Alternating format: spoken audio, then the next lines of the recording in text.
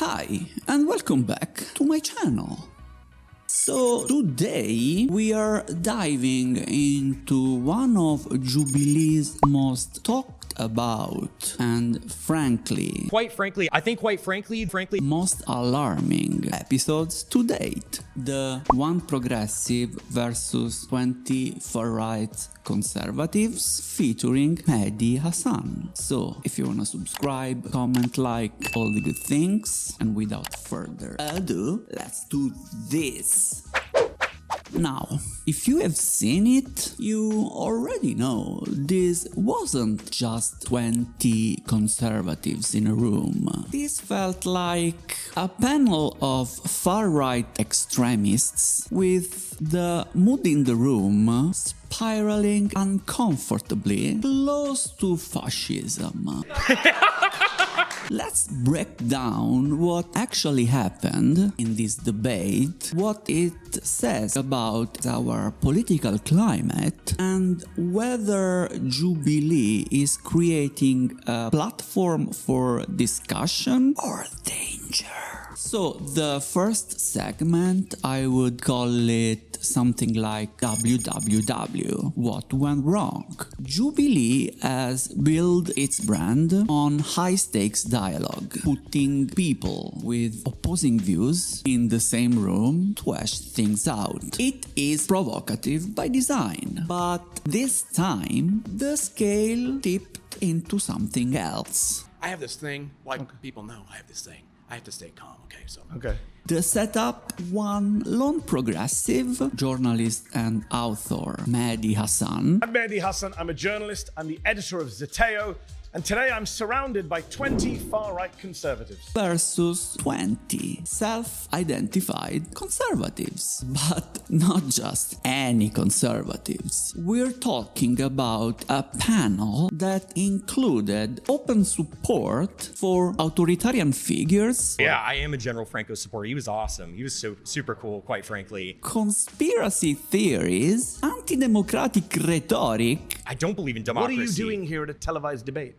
And a sprinkle of white nationalism. And the problem isn't just that these views exist. We know they do. The problem is how Jubilee presented it as a legitimate debate between left and right. Newsflash, the conservatives are liberal to me, okay? Neocons, libertarians, all those mainstream people, they might as well be leftists to me, okay? That's how far to the right I am. Do you understand my position? But this wasn't a spectrum. This was one person versus a mob. The debate, the dynamic was immediately hostile. Mehdi Hasan is interrupted, talked over, mocked. But listen to me. I am an immigrant. I'm speaking from personal experience. Get the hell out. I don't even like... I should get the hell out. Yes. Why?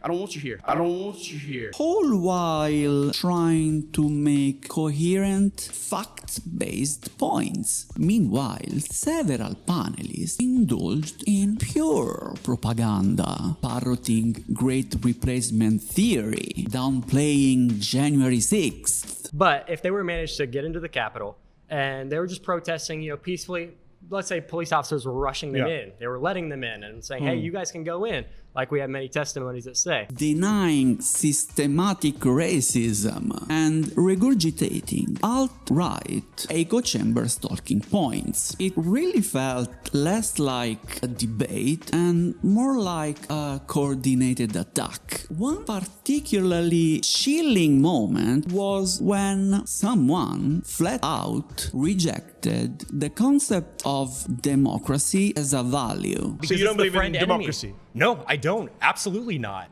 What do you believe in? Autocracy. And no one flinched. In fact, some even agreed. Even though in this format of the show there is no balance in numbers, 1 versus 20, a fair exchange is almost ensured. But there is not a real effort by Jubilee to hold participants accountable for what they say and extreme rhetorics. Because you're a little bit more than a far-right Republican. Hey, what can I say? I think you could say I'm a fascist. Yeah, I am.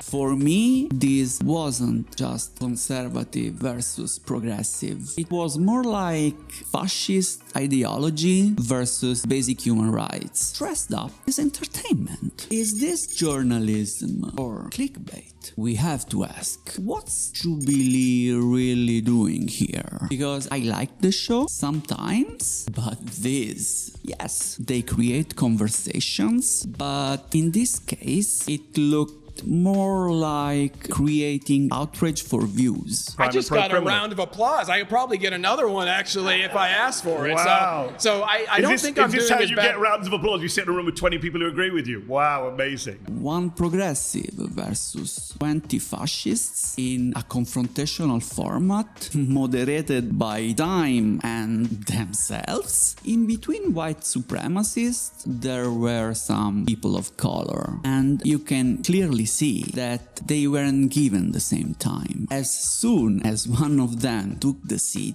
the whites almost immediately raised their flags.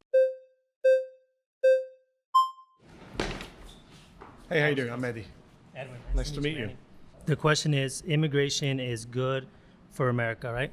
Overall, if you look at the net positives to things like our society, our culture, our food, our economy, our general diversity, I know the D word is a bad word in places like this. I think immigrants have been a net positive. I think if you look at your everyday lives, we all benefit from immigration. And what kind of conservatives disagree with that? Some of the guys who told me to leave this place and go back to, I'm not a citizen. Especially when the audience isn't equipped to spot the fascist undertone, the framing of the video, the thumbnail, the description, the balance of voices, all give the impression that these two sides are just different opinions. But when one side is arguing for equality and the other is mumbling anti-democratic rhetoric, you can't just agree to disagree. I'm not a gay woman. That's not up for debate, and that is platforming extremism.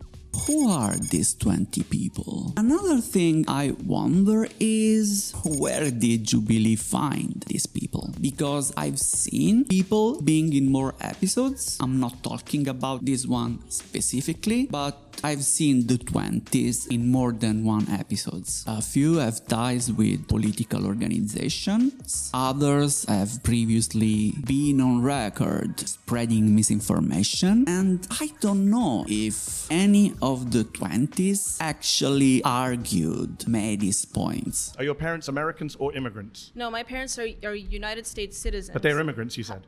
No, they came here as immigrants. However, but So they I want are to make the immigrants. claim. They always ended up talking about anything else but the argument of the segment. Many spoke in alt-right dog whistle language, all delivered with that clean-cut, camera-ready aesthetic that make it easier to forget how dangerous their views really are. So I think that you in You your ignored own my statement, but okay. you and your own person are a complete perfect example of why immigration is negative and why we shouldn't allow people Wow. who Why? don't have anything in Why? common with us. You're pro-abortion, you're pro-euthanasia, you're pro. I'm you're pro-euthanasia? I thought Yeah, that- you went. Yeah, I've seen your stuff. You've defended euthanasia. Pro-euthanasia? Yeah, on Piers Morgan. It's almost like that this sterilized presentation makes far-right ideology more palatable to casual viewers. And I'm not saying that Jubilee is doing that on purpose, not saying that. But it's a classic fascist tactic. Hide behind respectability, present your idea calmly, and let them seep into mainstream. And Jubilee helped it happen. Mehdi Hasan, a lone voice. To his credit, Mehdi Hasan kept his composure.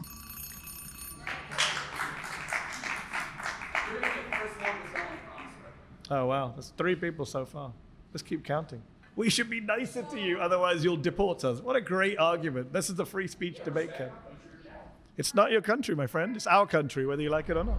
He tried to bring facts, challenged false claims, thank God they fact-checked everything, and remained calm throughout, but it was obvious he was set up to fail. There's no winning in a room of 20 people who reject your entire worldview, especially when the moderator steps back and lets chaos take over. Anyway, his participation gave the episode a sense of legitimacy, but in hindsight, it's easy to wonder if it was worth it or if it just served to legitimize the illegitimate. Conclusion. So, what are we left with? I would say a deeply disturbing video that shows how far-right ideology is creeping into mainstream, not with torches and chants, but with YouTube thumbnails and civil tones. I think that Jubilee needs to take serious responsibility for what they're platforming, because when you present fascism